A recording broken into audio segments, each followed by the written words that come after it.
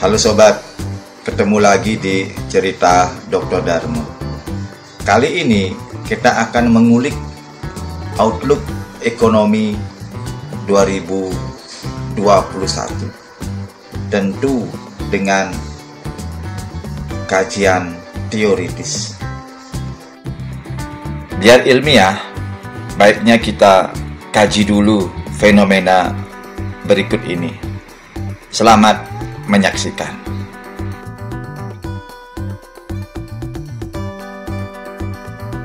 Presiden Joko Widodo menargetkan pertumbuhan ekonomi nasional pada kuartal 2 2021 berada di atas 7%. Pertama kita akan lihat seperti apa proyeksi beberapa institusi dalam negeri terhadap pertumbuhan ekonomi Indonesia di 2020 dan di 2021 berdasarkan riset yang sudah dilakukan oleh tim CNBC Indonesia.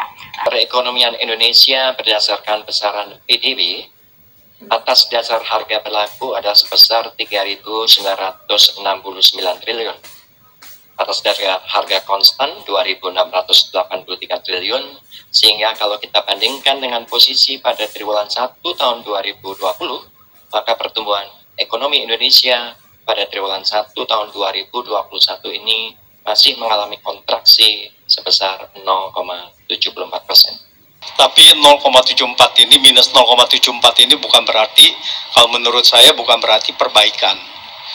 Karena kalau kita lihat tanpa ekspor impor itu ekonomi kita itu minus 1,3. Jadi artinya domestik ini masih masalah. Nah, ekspor impor ini bisa meningkat karena ada kenaikan harga komoditas yang sangat tajam sekali. 2021 gimana? Ada kemajuan nggak? Bank Indonesia melihat dan juga optimis bahwa perbaikan ekonomi itu sudah berlangsung dan pemulihan ekonomi di tahun 2021 akan semakin baik. Nilai ekspor Indonesia mencapai 15,27 miliar dolar Amerika Serikat Februari lalu. Memang turun tipis dibandingkan dengan Januari, tapi saudara perlu digarisbawahi, ekspor melanjutkan tren pertumbuhan tahunan yang berlangsung sejak November 2020. Menteri Keuangan Sri Mulyani optimistis ekonomi nasional segera membaik di tahun 2021, tumbuh sampai level 5%. Namun dengan catatan konsistensi penanganan COVID dalam kepatuhan protokol kesehatan. Sampaikan pada kuartal ketiga ini dan kuartal keempat, dan akselerasinya akan terjadi di tahun 2021. Kita memproyeksikan ekonomi kita pada kisaran 5,0%. Bagaimanapun misalnya suku bunga ya, BI sudah menurunkan berulang kali suku bunga, sehingga kita mempunyai suku bunga acuan yang paling rendah sepanjang sejarah. Namun kredit investasi kan minus terus. Nah, apa masalahnya? Ya, ini kritik Pak Rizal di publik, saya ulangi lagi. Keseimbangan primer itu makin berat. Apa defisit keseimbangan primer? Seperti ke rumah tangga, ya, penerimaan dan pengeluaran, ya. Nah, defisit ini basic dalam ekonomi, ya. Defisit primer ini untuk belanja kecukupan kita saja tidak cukup. Nah, belanja untuk kebutuhan kita tidak cukup. Sehingga apa? Harus utang. Bank Dunia atau World Bank baru saja merilis laporan terbaru bertajuk International Debt Statistics 2021, dan laporan tersebut berisi data utang dari 120 negara yang berpendapatan rendah sampai menengah atau middle low income country. Apa sih tumpukan utang luar negeri Indonesia ini? Jadi Bank Dunia mencatat total utang luar negeri dari 120 negara. Nasional atau IMF memangkas proyeksi pertumbuhan ekonomi Indonesia di tahun 2021 menjadi 4,3%. Sementara pertumbuhan ekonomi dunia diperkirakan akan mencapai 6% atau lebih tinggi dari proyeksi sebelumnya. Pertumbuhan ekonomi dunia tahun ini menurut IMF lebih digerakkan oleh negara maju seperti Amerika Serikat.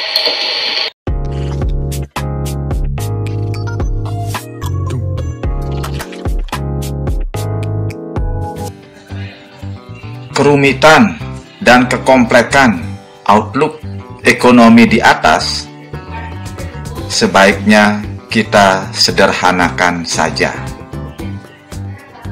Beragam sudut pandang, baik yang pro maupun yang kontra, mencerminkan perekonomian di tengah ketidakpastian. fenomena semacam ini menggiring kita kembali kepada teori-teori ekonomi yang sangat mendasar, bahwa ketidakpastian pada hakikatnya adalah ketidakseimbangan di antara uang dan barang. Inilah yang menerangkan bagaimana krisis ekonomi itu terjadi. Formulanya sangat sederhana. M kali V tidak sama dengan P kali T.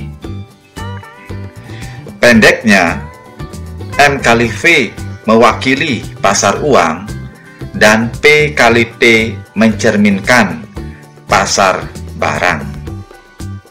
Jadi, krisis terjadi bila pasar uang tidak sama dengan pasar barang. Mengapa hal semacam ini bisa terjadi? Karena jumlah uang yang beredar dan kecepatan dalam bertransaksi tidak sama dengan jumlah barang. Hal inilah yang memicu gejolak harga di pasar.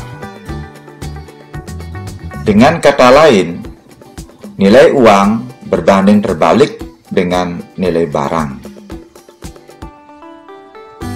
Bila pasar uang diwakili oleh kebijakan moneter, maka pasar barang diwakili oleh kebijakan fiskal.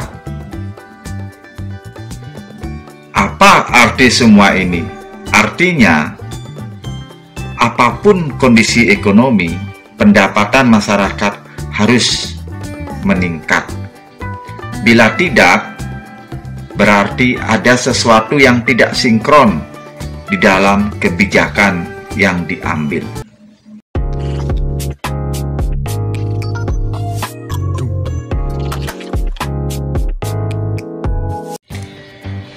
Agar kajian menjadi lebih dalam lagi, mari kita ulik dengan teori neraca pembayaran internasional. Pada prinsipnya, neraca pembayaran internasional terdiri dari 4 bidang. Yang pertama, neraca perdagangan. Yang kedua, neraca investasi langsung. Yang ketiga, neraca investasi tidak langsung. Dan yang keempat adalah terkait tentang sistem kurs. Biar lebih mudah lagi, baiknya kita formulakan saja. NPI sama dengan neraca perdagangan, yakni selisih antara ekspor dikurangi impor, ditambah dengan neraca investasi langsung seperti pembangunan infrastruktur, dengan cara menilik besaran investasi yang masuk dikurangi dengan investasi yang keluar. Terus ditambah lagi dengan investasi tidak langsung seperti kepemilikan saham dan surat-surat berharga lainnya. Berapa investasi yang masuk dikurangi dengan berapa investasi yang keluar. Dan yang terakhir adalah terkait dengan sistem kurs. Ini penting karena kurs akan mempengaruhi aktivitas ekonomi dalam suatu periode tertentu. Untuk itu, mari kita bedah outlook ekonomi 2021 terkait dengan teori neraca pembayaran internasional. Kita mulai dari neraca perdagangan. Outlook 2021 menerangkan neraca perdagangan dalam posisi yang surplus. Apa artinya? Artinya ekspor lebih besar daripada impor. Tentu ini lebih dipicu karena kenaikan komoditi seperti kelapa sawit. Hal inilah yang mendorong mengapa ekspor tahun 2021 lebih besar daripada impor. Tetapi belum merata pada semua sektor. Bagaimana dengan neraca investasi langsung? Nah, pembangunan infrastruktur di tahun 2021 relatif besar. Ya. Apa artinya ini? Artinya kita memerlukan duit yang banyak. Mengingat investasi di dalam negeri berkurang, maka pemerintah mengeluarkan kebijakan membuka keran investasi asing. Dengan cara ini diharapkan investasi di Indonesia bisa terwujud. Bagaimana halnya dengan investasi tak langsung? Karena daya beli di dalam negeri masih rendah, maka investasi terhadap kepemilikan surat-surat berharga juga rendah. Hal ini juga memberi celah kepada masuknya investasi asing lebih besar lagi ke Indonesia. Secara teoritis, sistem kurs ada 3. Sistem fixed rate, sistem mengambang bebas, dan sistem mengambang terkendali. Kiranya Indonesia masih memilih untuk menerapkan sistem mengambang bebas. Namun pada intinya adalah kestabilan nilai tukar harus dijaga. Ini penting agar biaya-biaya produksi pada industri tidak bergejolak. Tentu hal ini akan berpengaruh kepada aktivitas ekonomi. Mengapa? Karena biaya-biaya produksi ini akan dibebankan kepada konsumen itu sendiri. Agar kajian ekonomi outlook ekonomi 2021 menjadi lebih komprehensif lagi, mari kita gabung antara kedua teori yang telah diterangkan di atas, yakni teori keseimbangan pasar, uang dan pasar barang dikaitkan dengan teori neraca pembayaran internasional. Mengapa di tahun 2021 ekonomi masih belum menggeliat? Untuk menerangkan itu, kita kembali lagi kepada teori-teori yang sangat mendasar. Kita akan bedah dengan teori Y sama dengan C plus I plus G plus DE ditambah E min M. Mari kita ulas lebih dalam lagi.